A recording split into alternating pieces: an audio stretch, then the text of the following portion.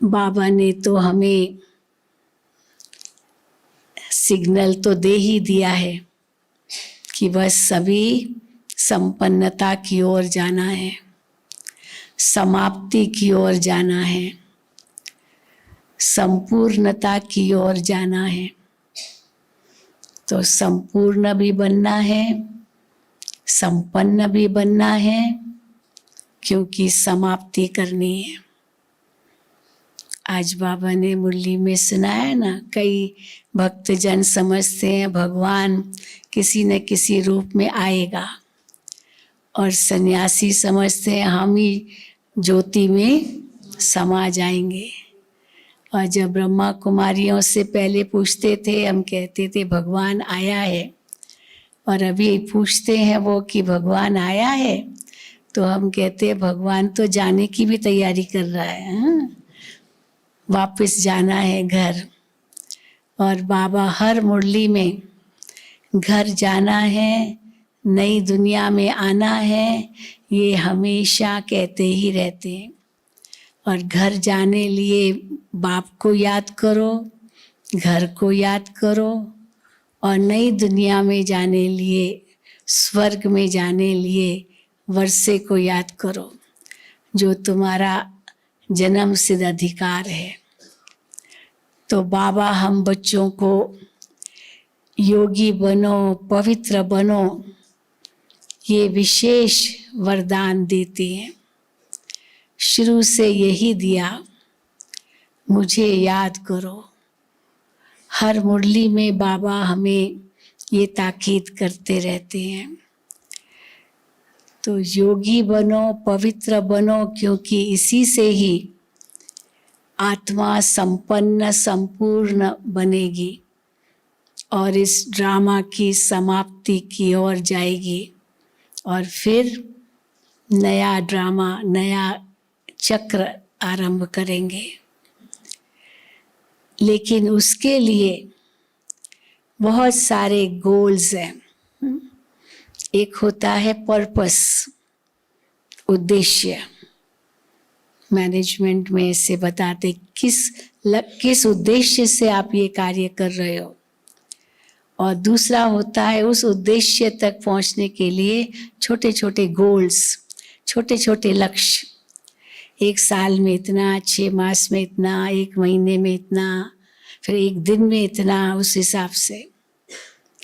तो छोटे छोटे लक्ष्य, जिन लक्ष्यों को पूरा करते करते करते हम अपने उद्देश्य तक पहुंचते हैं।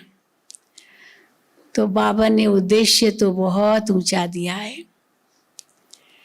अभी हम संगम युगी ब्राह्मण हैं, फिर फरिश्ता बनना है, घर जाना है और नई दुनिया में आना है। ये हमारा उद्देश्य है। लेकिन फरिश्ता बनने के लिए, घर जाने के लिए, नई दुनिया में आने के लिए क्या क्या करना है, वो बाबा हर मुरली में हमें समझाते हैं।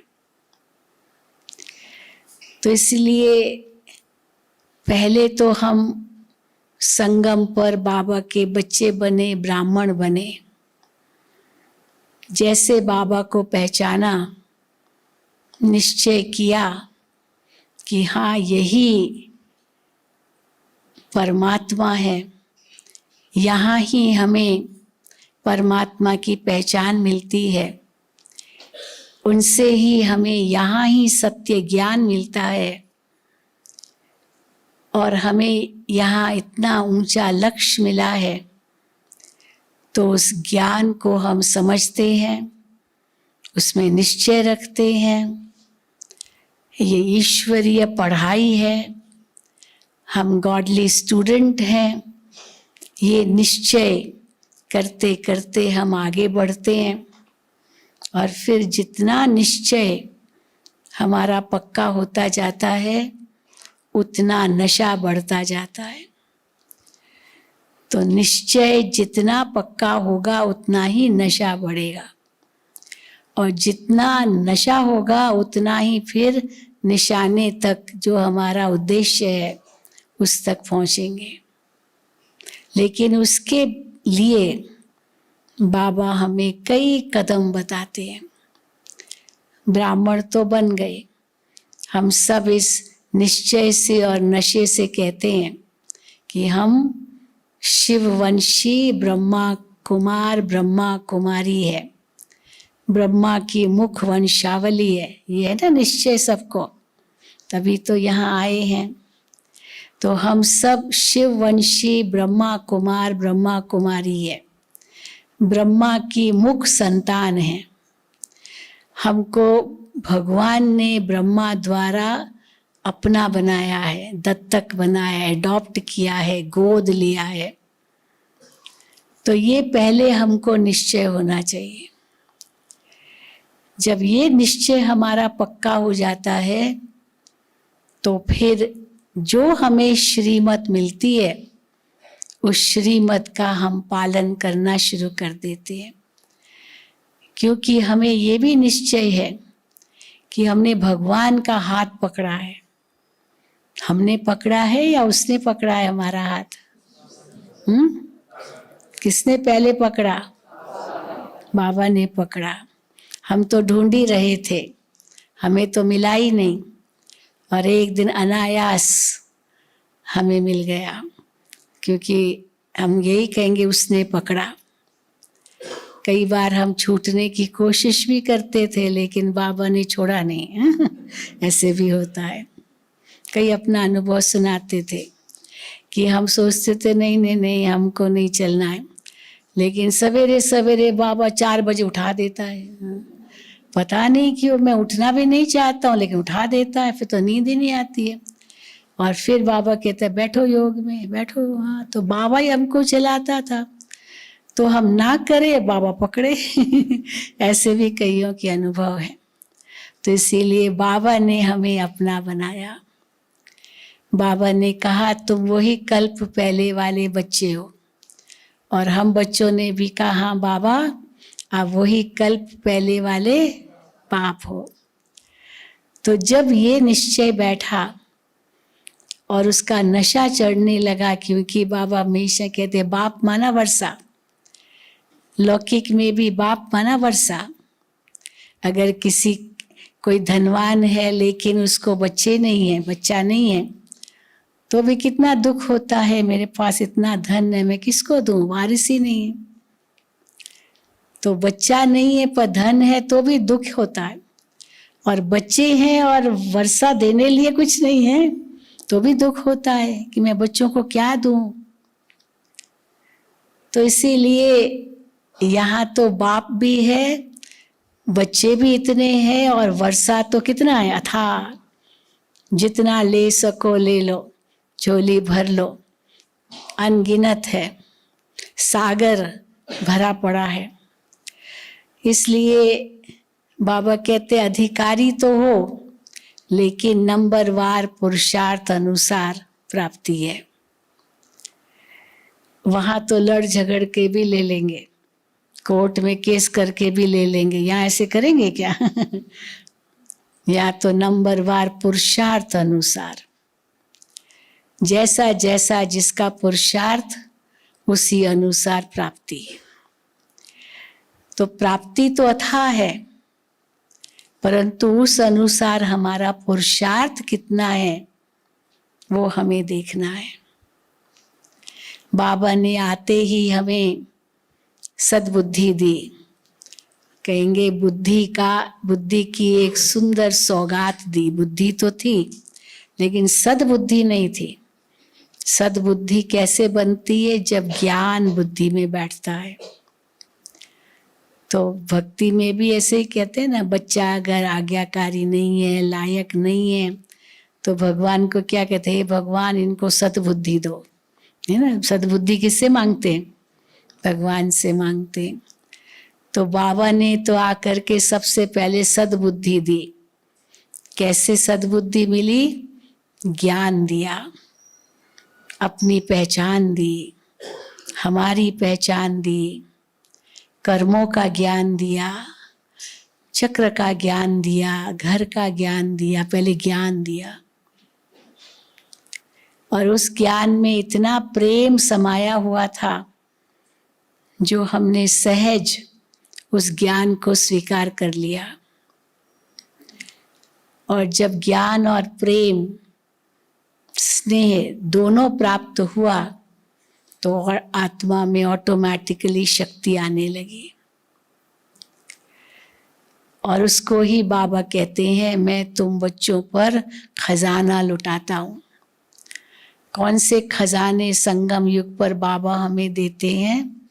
ज्ञान का खजाना, गुणों का खजाना, शक्तियों का खजाना।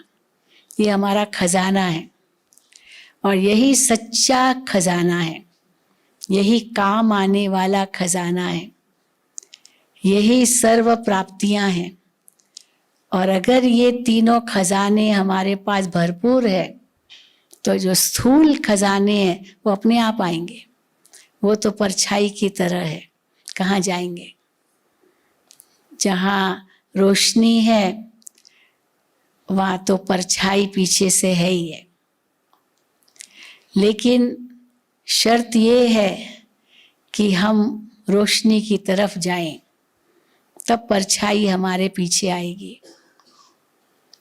परंतु हम अगर परछाई की तरफ जाएंगे तो रोशनी हमसे दूर होती जाएगी और परछाई भी लंबी लंबी होती जाएगी।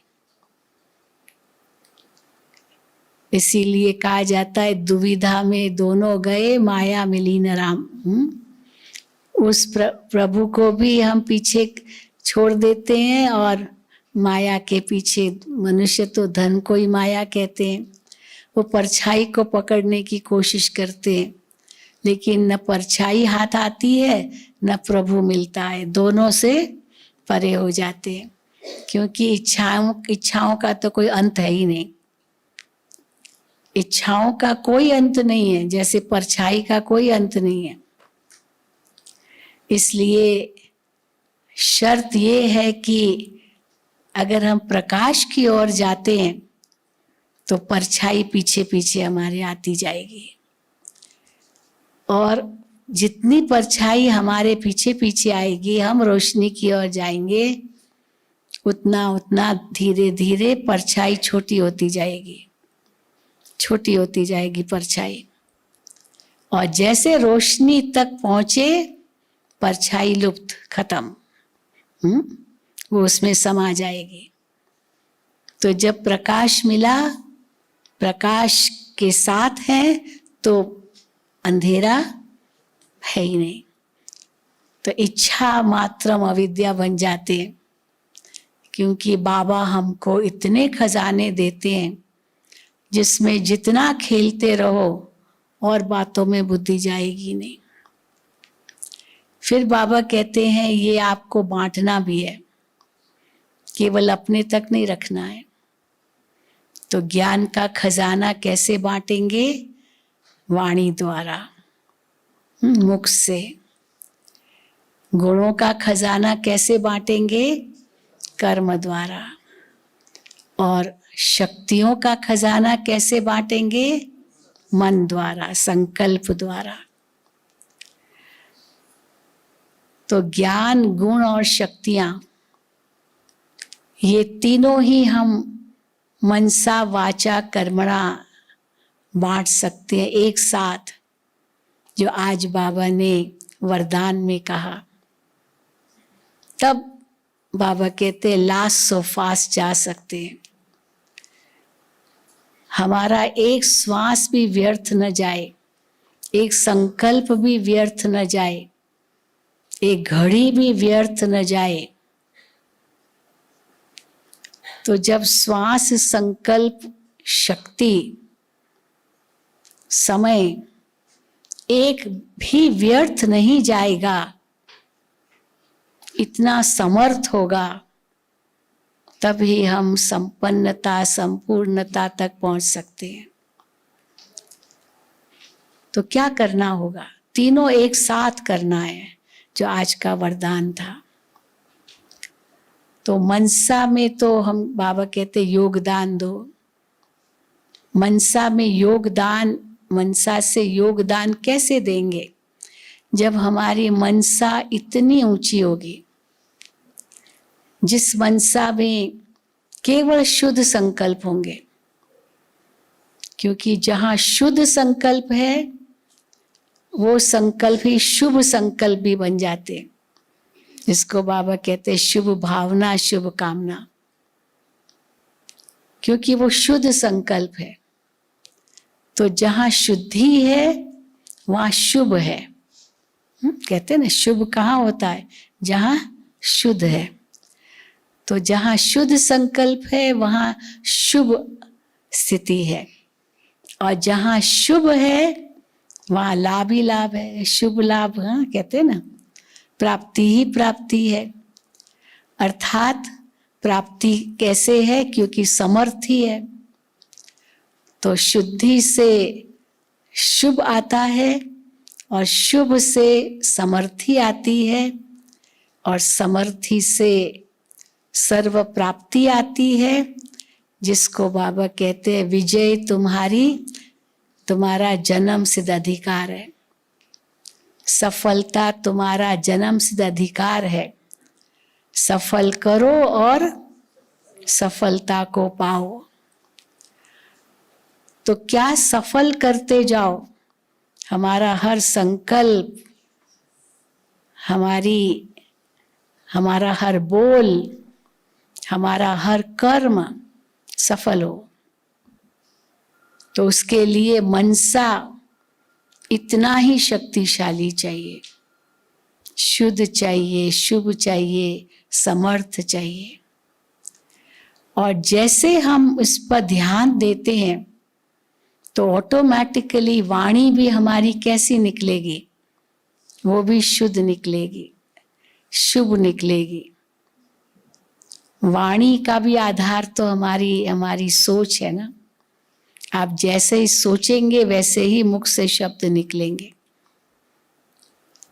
ये हो नहीं सकता है कि मुख से कुछ और निकले और सोचे कुछ और। कई है होशियार बहुत, सोचेंगे कि ये तो मर जाए अच्छा, हाँ, और पर बोलेंगे नहीं नहीं नहीं आप आए, बहुत अच्छा किया आपको, आप तो कितने अच्छे, मतलब उनकी महिमा करें। चलो उस समय लगता है मुख से तो महिमा कर ली, अंदर में तो हम बुरा सोचते हैं। लेकिन धीरे धीरे ज़्यादा बुरा सोचेंगे तो वो वाणी वैसी नहीं रहेगी, हाँ पॉजिटिव, वो नेगेटिव तो निकल ही आएगा, क्योंकि वाइब्रेशन तो पहुँचेंगे ना। तो पता चलेगा कि ये भले बोल रहा है लेकिन अंदर साफ नहीं है। तो हमारी सोच जैसी होगी वैसे ही वाणी निकलेगी, और वैसे ही वास्तव में कर्म होंगे। अगर वैसे ही कर्म नहीं है तो फिर उस व्यक्ति पर भरोसा ही नहीं किया जा सकता है। कोई कहे मैं ये करूँगा परंतु करता है नहीं, तो क्या विश्वास रखेंगे उस पर? ये तो खाली कहता है। तो विश्वास तो उस पर रखा जाएगा जो कहता है वो करता भी है। और अगर कोई कहता है पर करता नहीं है तो वो तो धोखेबाज हो गया।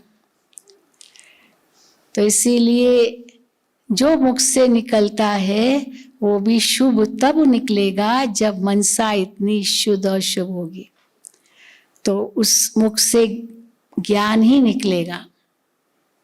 वाणी हमारी इतनी ऊंची होगी जो वरदान बन जाएगा।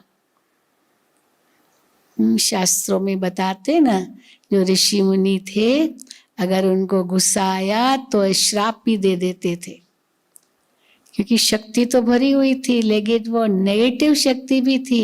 तो जो मुख से निकलता था या तो वरदान या तो श्राप, क्योंकि उस श्राप में भी तो शक्ति तो होती है।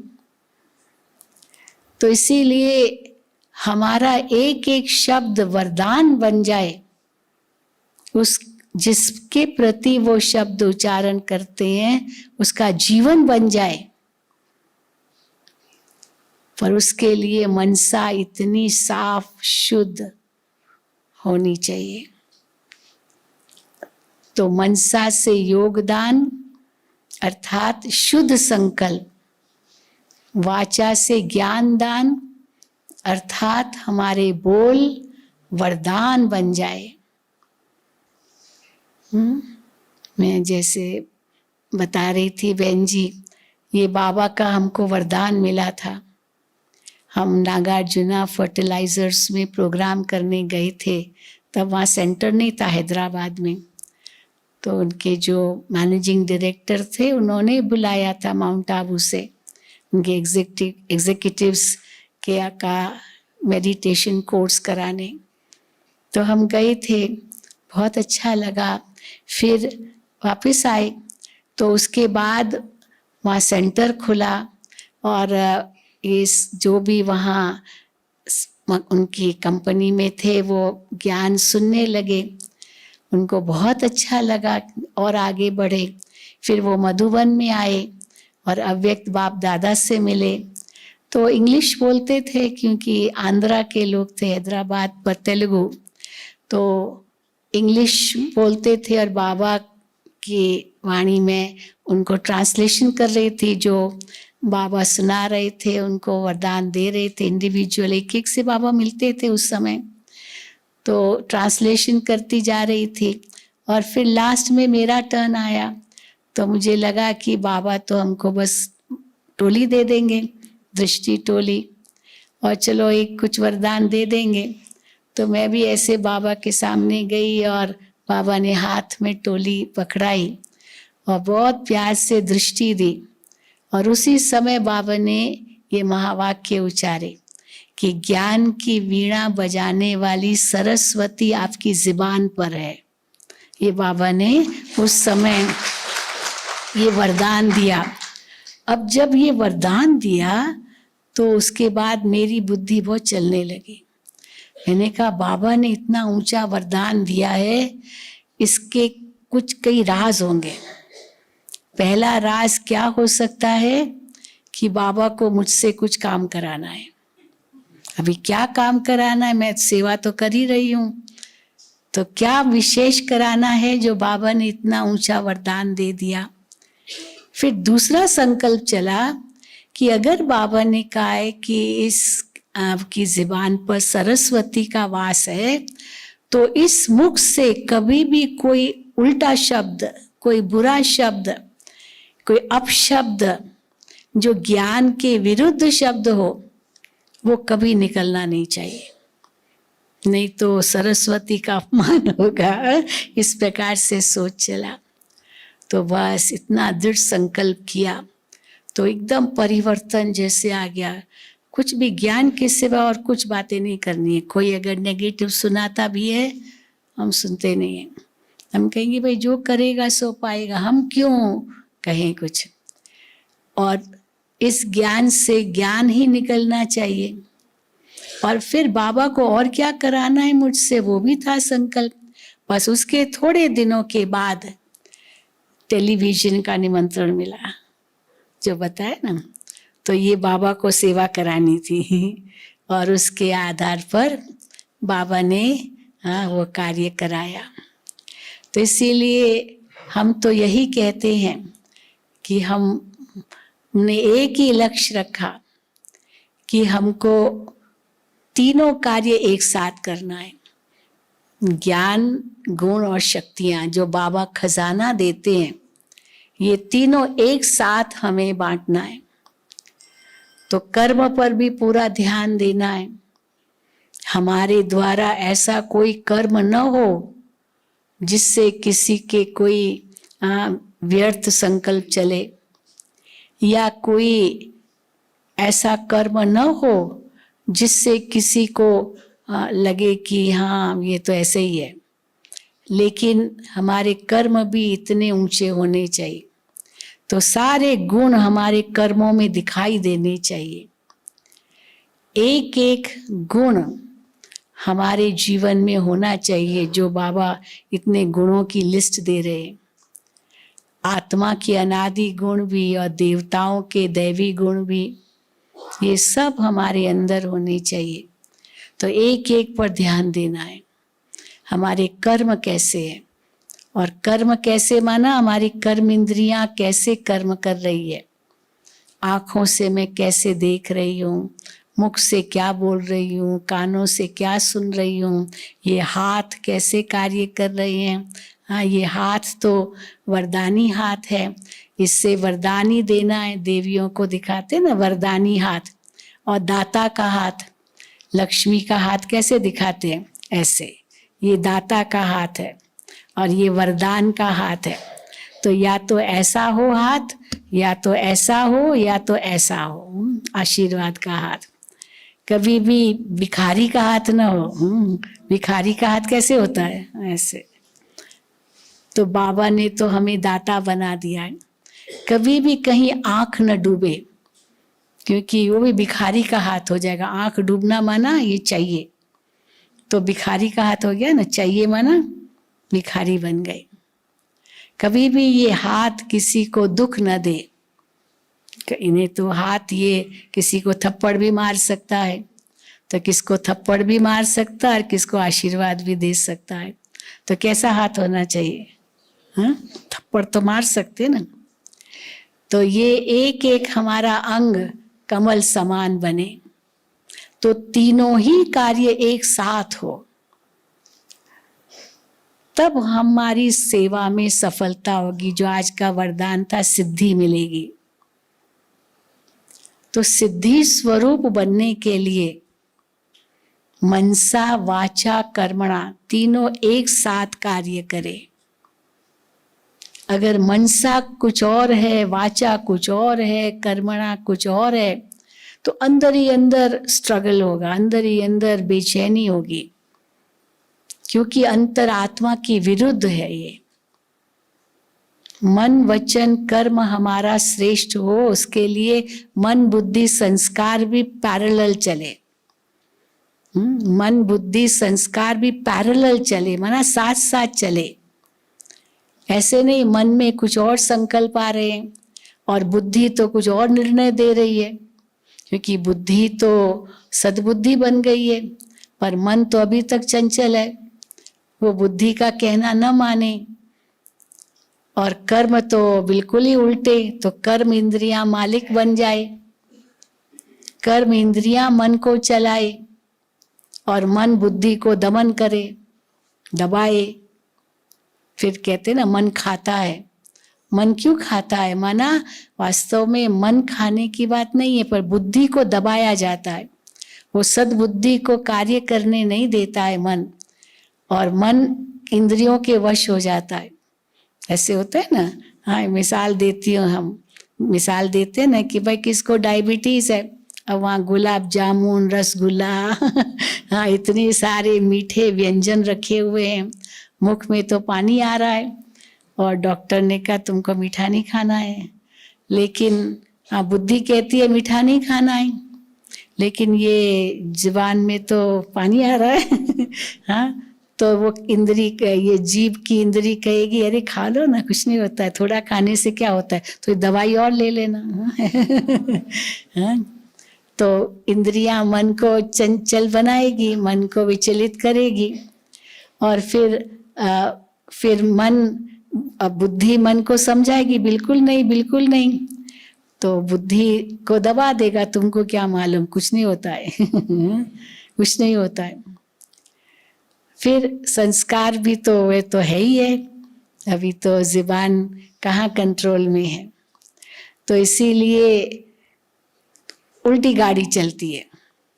होना क्या चाहिए? कहते हैं ना, सोच समझ कर कर्म करो, ये सीधी गाड़ी है। पहले तो मन में संकल्प उठेंगे कि सोच चलेगा, फिर बुद्धि निर्णय देती है, निर्णय देती है ये सही है गलत है, क्या करना है क्या नहीं करना है, जिसको बाबा कहते त्रिकालदर्शी होकर के कुछ भी सोचो बोलो और करो। त्रिकालदर्शी, तो बुद्धि तो सद्बुद्धि मिली, ज्ञान तो है मेरे पास, तो बुद्धि सद्बुद्धि के रूप में मन को समझाती है। और फिर तीसरा है कर्म करो। हाँ, सोच समझ कर कर्म करो। तो सोचने का काम मन का, समझने का काम बुद्धि का, तो बुद्धि समझती है, दूरांदेशी है ना, तीनों कालों को पहचानती है कि किस कर्म से क्या फल मिलेगा, क्या नतीजा होगा, और फिर कर्म करो। वो कर्म तीसरी स्टेज है।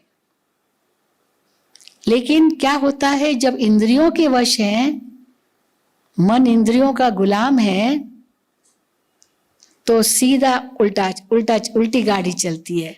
एक्स टेम्पो कहते हैं ना, कर्म कर लिया, गुस्सा कर लिया, थप्पड़ मार दी, तो कर्म पहले हो जाता है बिना सोचे समझे कि इसका परिणाम क्या होगा। और कर्म करने के बाद समझ आती है ये गलत किया, कि बुद्धि तो भगवान ने दे दी है, सद्बुद्धि। तो बुद्धि फिर कहती है ये गलत हुआ। फिर मन कहता है अब क्या करें, अब क्या करें। तो पहले कर्म हो गया, फिर बुद्धि ने काम किया, और फिर मन कहता है अब क्या करें। तो इसीलिए हमेशा पहले सोचो, फिर समझो, फिर करो। वैसे भी कहते हैं ना, पहले तोलो फिर बोलो। बोलने से पहले क्या करो, तोलो। तो कैसे तोलना, माना क्या, तो निर्णय लेना, निर्णय शक्ति दिखाते ना, तराजू दिखाते हैं, तो निर्णय शक्ति तराजू के रूप में है, इसलिए तराजू निर्णय करता है। और तराजू माना निष्पक्ष निर्णय। आप कचहरी में जाएंगे ना, कोर्ट में जाते हैं, वहां पर न्याय की देवी दिखाते हैं, उसकी आंखों पर पट्टी बंधी हुई है और उसके हाथ में तराजू है।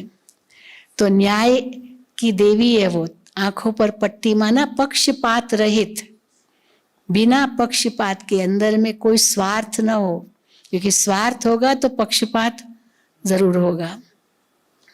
इनसे मुझे मिलता है कुछ, तो इसीलिए इनको जिताना है ना, ये पक्षपात हो गया। तो इसीलिए बुद्धि न्याय की देवी है। उसके लिए मन कांटा जो है वो एकाग्र हो शिव बाबा की तरफ, शिव बाबा की याद न भूले। और फिर डंडी संतुलित हो। संतुलित माना पक्षपात रहित, न्यायकारी। और पलड़े वजन देते हैं, तो वजन देना माना मूल्यों को वजन देना। अगर मूल्यों को वजन नहीं दिया, पक्षपात में आ गए, मन शिव बाबा में लगा हुआ नहीं है, स्वार्थ है, तो वो न्याय सही नहीं है, ऐसे कहेंगे ना। तो इसीलिए बाबा कहते हैं कि पहले तोलो फिर बोलो। और फिर बाबा ने तो हमें बहुत अच्छी युक्ति बताई है, सबको इतना कुछ सहज कर दिया। बाबा कई बार कहते हैं आप ब्रह्मा बाबा को फॉलो करो, फॉलो फादर। बाबा इतनी बार हमें कहते हैं, हर मुरली में कहते, उस दिन भी कहा अव्यक्त मुरली में, फॉलो फादर। अब फॉलो फादर माना बाबा के कदमों पर चलो। अब बाबा के कदमों पर चलना माना बाबा ने जो किया वो हमको करना है, बाबा ने जो कहा वो हमको करना है, किया और कहा। तो हर कदम पर पहले ये निर्णय करो, अगर बाबा इस समय यहाँ होता तो बाबा क्या करता, बाबा क्या कहता, बाबा क्या सोचता, वो मुझे भी ऐसे ही करना है, क्योंकि फॉलो फादर करना है। तो फिर तो बस आंख बंद करके भी चल सकते हैं, बस कदम पर कदम ही रखना, हमको सोचने की जरूरत ही नहीं है, क्योंकि बाबा ने किया वही करना है।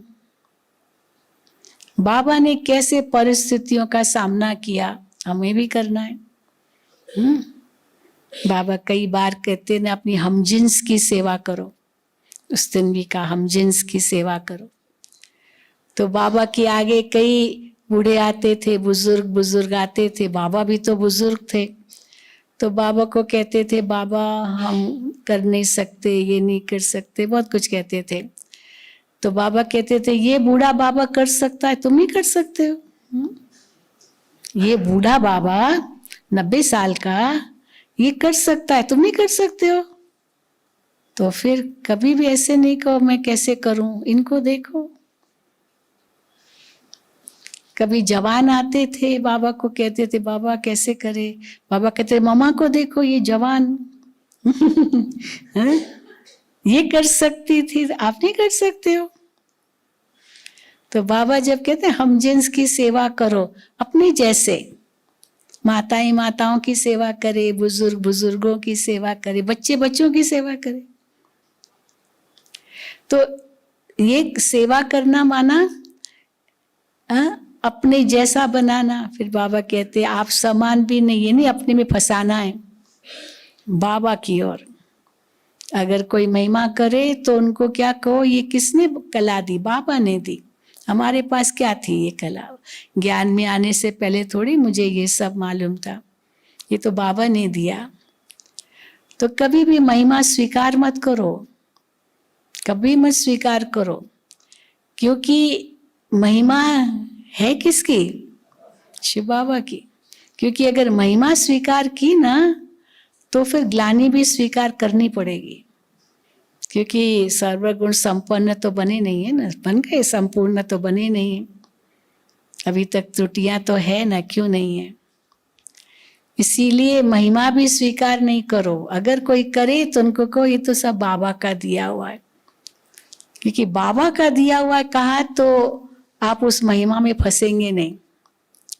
तो फिर कोई ग्लानि भी करेगा ना तो भी आपको दुख नहीं होगा, आप कहेंगे ठीक है ये उनकी जैसी सोच है, पर बाबा ने तो हमें स्वमान कितना दिया है, तो हम उस बाबा के दिए हुए स्वमान के आधार पर चलेंगे। इसकी सोच अपनी है, ये जो सोचता है ठीक है, ये इनके लिए होगा इनकी दृष्टि में, परंतु बाबा मुझे किस नजर से देखते हैं, तो वो नशा भी रहे, खुमारी भी रहे, लेकिन साथ साथ उसकी देन है। तो न महिमा में हम फूल जाएंगे और न ग्लानि में हम निराश हो जाएंगे, दोनों से न्यारे रहेंगे, क्योंकि बाबा को आगे रखते हैं। और ब्रह्मा बाबा को अगर आगे रखो तो फिर कुछ सोचने की जरूरत ही नहीं है। बाबा के सामने कितनी बातें आई, बाबा की कितनी ग्लानि की, कहाँ ब्रह्मा बाबा इतनी ऊंची उनकी बिजनेस थी, हीरे जवाहरातों के व्यापारी थे, राजाओं महाराजाओं के साथ उठना बैठना था, अंग्रेज भी उनके कई मित्र थे क्योंकि अंग्रेजों का जमाना था। इतना उनका ठाठ था उस समय, और जैसे शिव बाबा की प्रवेशता हुई कितनी ग्लानि हुई है। ये दादा को 108 रानियां चाहिए, 16,108 रानियां चाहिए, ये अपने आप को कृष्ण कहता है। फिर शिव बाबा ने कहा पवित्र बनो, योगी बनो, तो कहा ये दादा ये बूढ़ा आदमी, इसको तो अभी तो दुनिया देख ली, इसको क्या है, पर छोटी छोटी जवान बच्चियों को क्यों कह रहा है पवित्र बनो, इन्होंने दुनिया कहाँ देखी है। तो बाबा कहते हैं मैंने तो कहा ही नहीं है उसने कहा है, और जब कहा मुझे भी कहा, क्योंकि मैं भी तो गृहस्थी हूं ना, मेरे भी तो लौकिक बाल बच्चे हैं। तो जो उसने कहा वो मैंने किया। बाबा ने, शिव बाबा ने कहा परिवार में भी रहना है लेकिन मेरा होकर चलना है, तो परिवार को छोड़ा थोड़ी, सब साथ में थे बाबा के। लेकिन आते गए बाबा को पनाह देनी पड़ी, उनको शरणागत होते गए वो। तो इसीलिए बाबा ने कितनी ग्लानि सहन की, तो कोई बात नहीं, बाबा ने सहन की तो मैं भी करूंगा, इसमें क्या है, हमको तो बाप समान बनना है ना, है ना। बाबा की मुरली में आता है, कभी कभी ब्रह्मा बाबा शिव बाबा को कहते बाबा ये क्या, पहला का जो जीवन था कितना रिस्पेक्ट मिलता था, और बाबा का बनने के बाद कितनी ग्लानि होती गई। बाबा ने कहा कोई बात नहीं, तुमने भी बहुत ग्लानि की है भक्ति में, शिव बाबा की ग्लानि की है ना, सर्वव्यापी है, कुत्ते बिल्ले में पता नहीं क्या क्या कह दिया, कोई बात नहीं तुम भी सहन करो। बाबा भी अपकारियों पर उपकार करते हैं, तो तुमको भी अपकारियों पर उपकार करना है। फिर ब्रह्मा बाबा, फिर शिव बाबा, जैसे कहे वैसे करना है। तो ब्रह्मा बाबा ने श्रीमत का पालन 100% किया, जो शिव बाबा ने कहा। ब्रह्मा बाबा के आगे कोई और आदर्श नहीं था, बस शिव बाबा के महावाक्य ही थे। दादियों के आगे ब्रह्मा बाबा थे, पर ब्रह्मा बाबा के आगे कौन था? जिनको देखकर बाबा ने फॉलो किया, बस जो श्रीमत मिली। दादियां बाबा को देखती थी और बाबा ने जो किया दादियों ने किया। अभी हम दादियों को देखते हैं, हमने दादियों को देखा। सचमुच जब तक ब्रह्मा बाबा थे तब तक दादियां भी यही समझती थी, हम तो बाबा के बच्चे ही हैं, तो बच्चियां बन करके ही चली। और जब बाबा अव्यक्त हुए तो जिम्मेदारी आ गई दादियों पर, और कैसे दादियां एकदम ऊंची बन गई। अव्यक्त बाबा ने दादियों को कैसे गढ़ा, बिल्कुल वो स्थिति बनाई दादियों की। अभी आपको भाषणा देनी है, भाषणा देनी है, भाषण करने वाले दूसरे हैं। नहीं तो यही दादियां भाषण करती थी ना पहले, फोटोज देखे होंगे ना, कितनी सब दादियां हैं, ये सब भाषण करने वाले। आदि रतन, कितने भाषण होते थे, बाबा सब जगह दौड़ाते थे। प्रकाश मणि दादी अपना अनुभव सुनाती है, कैसे बाबा हमको एक दिन भी मधुबन में नहीं रखते थे। समझो पार्टी लेकर के आई या कहीं से भी आई, बाबा कहेंगे अभी अगली ट्रेन से यहाँ जाओ। बाबा मैं तो आज ही तो आई हूँ, थोड़ा रह के जाओ। नहीं जाना है, तो दौड़ाते थे बाबा हमको। दादी जान की अपना अनुभव सब एक थैली लेकर के निकल पड़ती थी। इतना त्याग, इतनी तपस्या थी उनकी। हम लोगों की तो कुछ भी नहीं है उसकी भेंट में, पर उनकी तपस्या से ये ईश्वरीय विश्वविद्यालय आज इतना मजबूत स्ट्रांग बन गया है। जो बाबा ने नींव रखी और जड़ें मजबूत की इस ईश्वरीय विश्वविद्यालय की। तो इसीलिए हमको बाबा ने जो इतना ऊंचा लक्ष्य दिया है, संपन्न बनना है, संपूर्ण बनना है, तब फरिश्ता बनेंगे। तो कई पूछते हैं संपन्न और संपूर्ण में अंतर क्या है? तो देवताओं की महिमा में आता है सर्व गुण संपन्न और 16 कला संपूर्ण। सर्व गुण संपूर्ण नहीं कहा, सर्व गुण संपन्न। संपन्न माना फुल, संपूर्ण माना कंप्लीट। अभी ये दो इंग्लिश शब्द है। हम चंद्रमा का मिसाल दे सकते हैं, पूर्णमासी। आज शायद पूर्णमासी है, आज है क्या? किसने कहा आज? हाँ, आज पूर्णमासी है, पता नहीं। तो पूर्णमासी पर क्या होता है? हाँ, चंद्रमा संपन्न भी होता है। संपन्न माना प्रकाश में संपन्न, फुल। जितना चंद्रमा का प्रकाश है उसमें भरपूर होता है, फुल होता है, पूरा होता है। और शरद पूर्णिमा तो हाँ एकदम कितना प्रकाश होता है। तो प्रकाश में संपन्न और आकार में संपूर्ण। नहीं तो आकार बदलता रहता है चंद्रमा का। 16वें दिन अमावस्या से गिनती करो तो 16वें दिन जाकर के संपूर्ण बनता है। तब तक धीरे धीरे बढ़ता है, फिर धीरे धीरे घटता है। इसी के आधार से 16 आना सच 100% जो कहा भारत के अंदर जो गिनती बताते 16 आना, ये चंद्रमा की कलाओं से गिनती हुई है।